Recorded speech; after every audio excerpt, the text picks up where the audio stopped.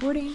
All right. Hey Good morning, What everybody. time is it? It is 3 o'clock in the morning. Why do we book these early morning flights? Well, we're Steven? heading to the East Coast, so to get there at a decent time, we got to start early. So We're going to Miami. today and then tomorrow, it's cruise time. Carnival cruise. For Carnival the first time. cruise. That's going to be a new experience for us. We're on a Carnival Sunshine. We're going a 5-day cruise down to the Caribbean, their private islands and the Grand Turks, and then we're going with KJ's brothers and sisters-in-law. So some more new faces will be in this video. So anyway, come go with us.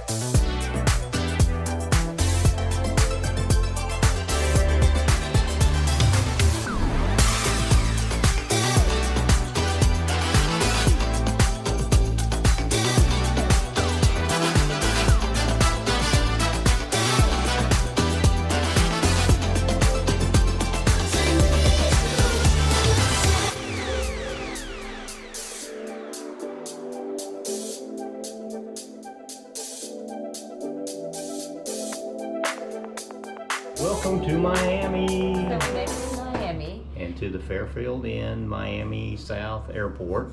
Yes, because we are catching a cruise tomorrow. It's always good to come down the night before. Yep. So this was right next to the courtyard, which we came down, if you saw that video, before we went to St. John's. So Yep. now we're staying at the Fairfield Inn. Yep. Free shuttle. Free shuttle. You pick up your luggage and you go upstairs, go back upstairs from the luggage claim, and you go to door number 5, and kind of across the street a little ways There's in an an island in the middle. And that's where they pick up the hotel shuttles. There you go. So it was about a 15-20 minute wait. Not too bad. No, not bad at all. And then it's only about a 5-minute drive once you get on. So I'm going to show you this room real quick before we embark and on the ship tomorrow, Embarkation Day. Embarkation Day. For tomorrow, and we'll show you that because we're with Carnival Cruises. And then we're going to also run over to Target, because if you're staying here at the Fairfield Inn or the Courtyard and Marriott, right in this area, there's a Target that you can walk. About a 10-15 minute walk from here, so you can get, Dr. Pepper, cans, Cokes, wine, right? the things that you can actually carry on the Carnival. You can carry on 12-pack of Coke. Sodas. In cans. Have to be in cans. Can't be in bottles or plastic bottles or glass bottles. Has to be in cans. And then you can carry on one 750 milliliter bottle of wine or champagne per passenger. Right. So, but you can't carry on any beer at all or any hard liquor at all. Right. And then water is kind of hard because it's hard to find water without it being with it being in a can. Right. Which you probably could. Yeah. But anyway, we're going to walk down there, but we're going to show you this room real quick. It's just a real basic room. Real basic Fairfield Inn. We're in room 509. So as you walk in, you have your little Coffee bar and mini fridge, so you can real quick. And then you got a closet here. Nice little closet on this side. The ironing board, iron, hair dryers, all in the closet. Laundry bag, so I guess you could probably send out and have laundry done. And you turn to your right, you have the bathroom, which is a shower with the curtain, which I'm not always thrilled with. And then your basic Marriott shower head, which is what they use in a lot of the properties. And then product on the wall, single vanity. One sink. And the hairdryer was in the closet, right? And then, of course, obviously your toilet area, which is locked up to the side. 3 towels. Then you got a little stand, put your luggage on. It's got a couple of drawers underneath it for storage, if you want. And then a nice big work area, desk. And then you've got off to the side of the desk an open area that's just, again, more storage. Small chair in the corner, floor lamp. You got air conditioning, but it is controlled by a thermostat on the wall. There is another closet off to the side, but there's no hangers in it. So. Yeah. And then a bed. And then you got a king size bed.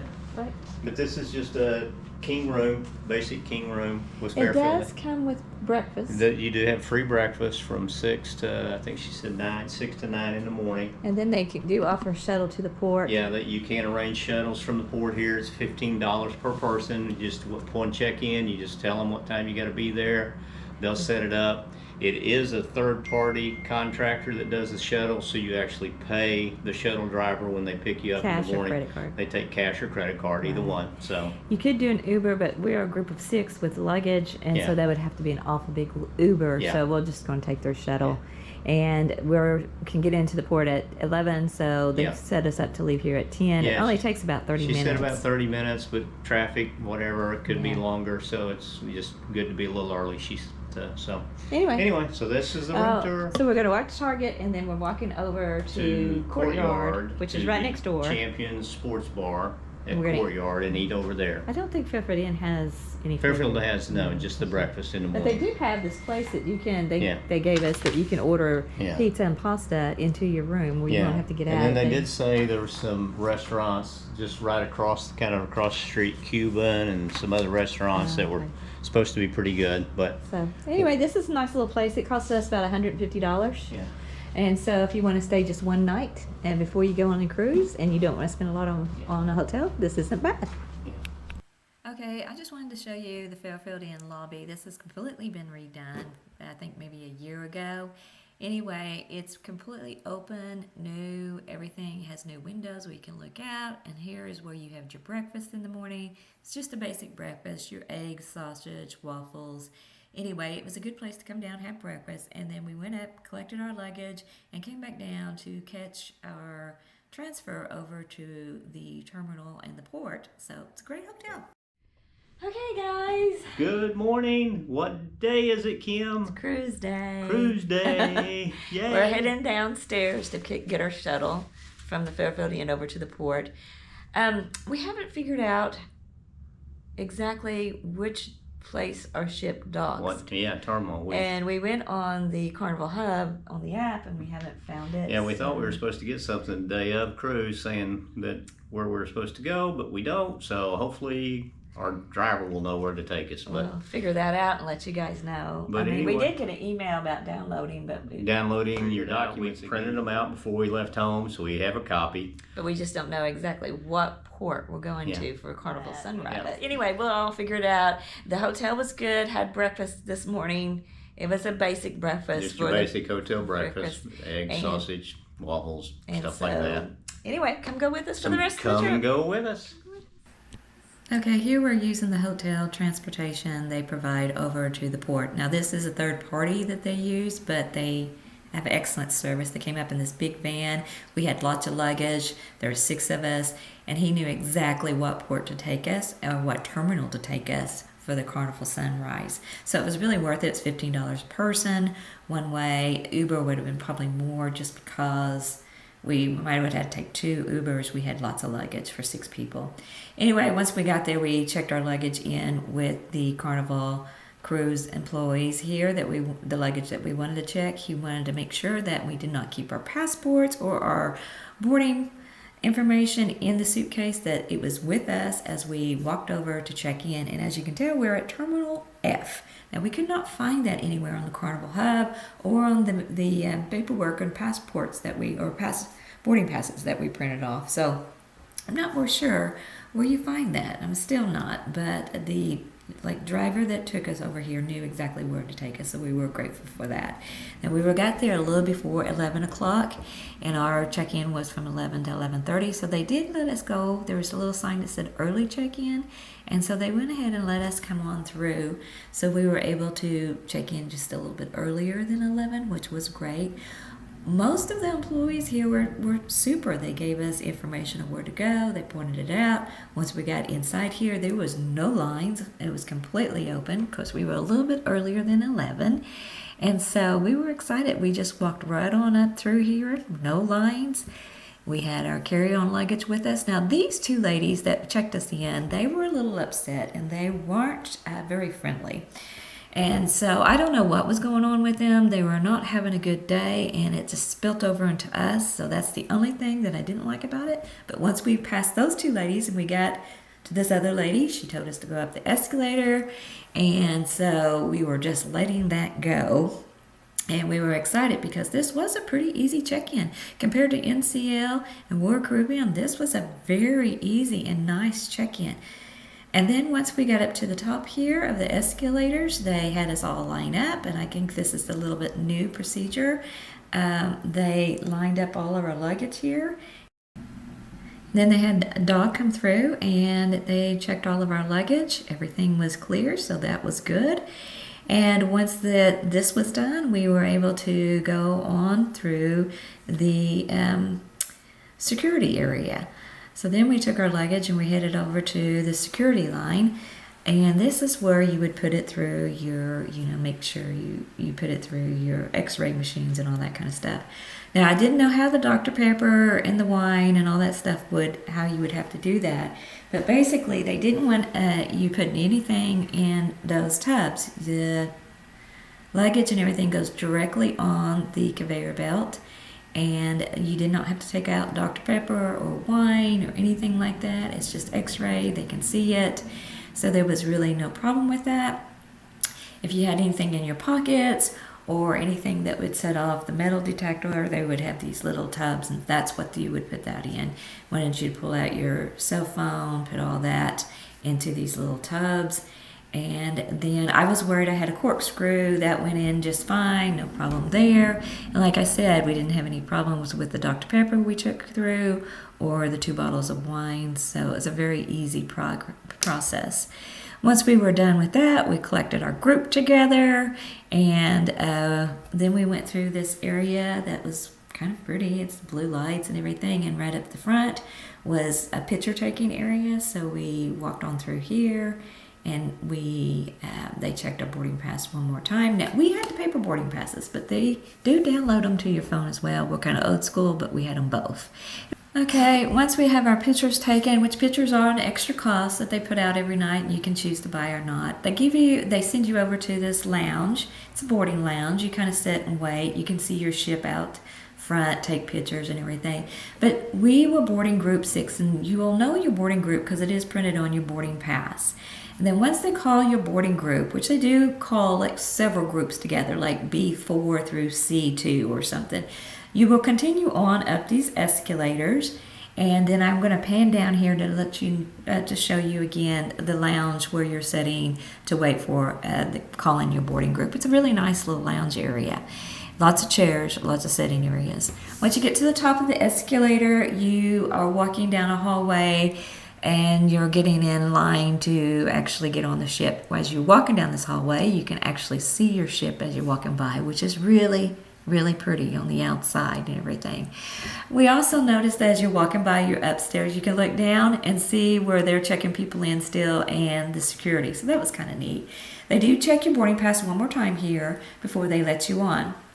Now, once you get on the ship, you're going to be on level 3 on the Sunrise. That's where you actually get on the ship, is deck 3. And that is where the atrium is, where customer service and also port adventures, all this desk and everything is right in this area. So I'll show you more of this ship and everything in the next video. This one I just wanted to show you the boarding process and also our cabin that we had. Now once we are on the ship, and like I said, here's the atrium area. You go around this area and here's the elevators. Now on the first day, again on a cruise ship, it's crowded. Everybody has their luggage. Don't judge the ship by the first day because like I said, it is crowded. And most people are trying to find where your muster drill is. So the muster drill is the safety drill that you have to do with each ship. In Carnival, they would suggest you do it as soon as you get on and get it over with. So they do have ladies and employees up here kind of pointing in your direction of where your muster drill would be. Now it is printed on the boarding pass that you have.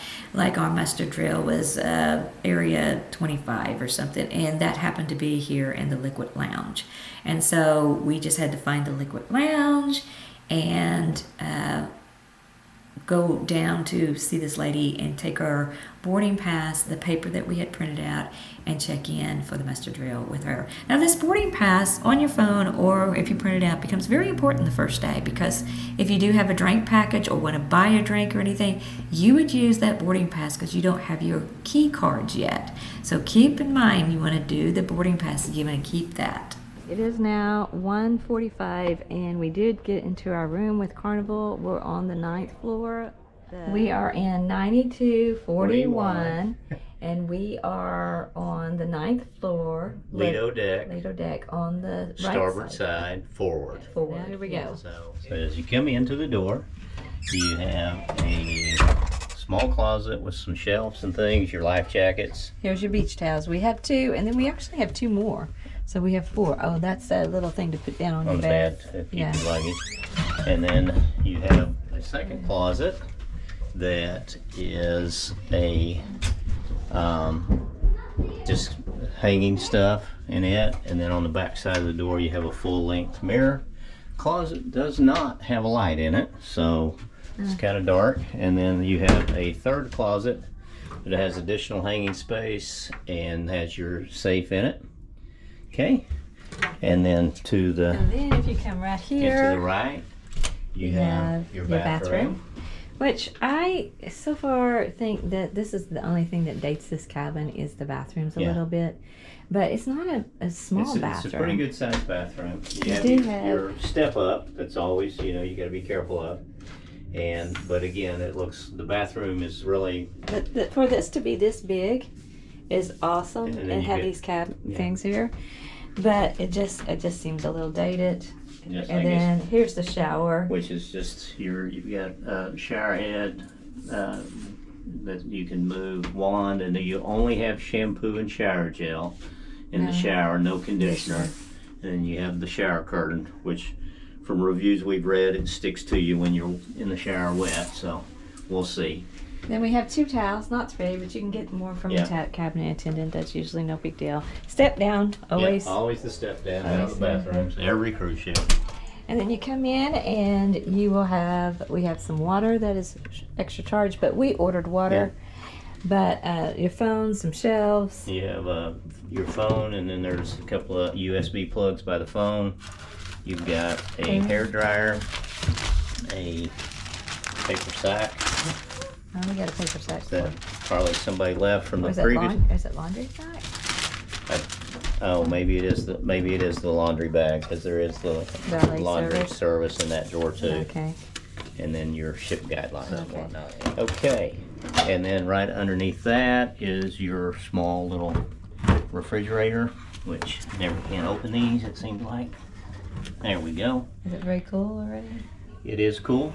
Okay. So it's not huge, so we've got waters and Dr. Peppers and wine, which won't all fit in there. But and then you have another little storage nook underneath the vanity. You've got a little vanity chair that slides out. So this is where you mostly put your hair dryers and your curling irons set in here, not in the bathroom. Right. But most cruise ships. A couple of 120 plugs, a little mirror up above. No light above the mirror, so it's kind of dark on this side of the room. Yeah. TV on the wall. We ordered water. It was $17. Yeah, for a 12-pack. Then little storage there for shelves, and 3 kind of small drawers off here to the right. That one. Yeah, this one doesn't close all the way. Okay. So I don't know if there's something in there keeping it from closing, but it doesn't close. Okay. Then we have the couch over here, and like I said, we have 2 more towels, which I do like. I'm having towels in the room. I do like that. And then we have a fold-out sleeper sofa. No. Oh, this one's not? It is not a fold, I don't think, unless it folds out from the back. Oh. Huh. Yeah, I don't think it is. Oh, is it 1 bed? I don't know what it is. Huh. I'm not sure if it's a sleeper sofa or not. I can't play tape.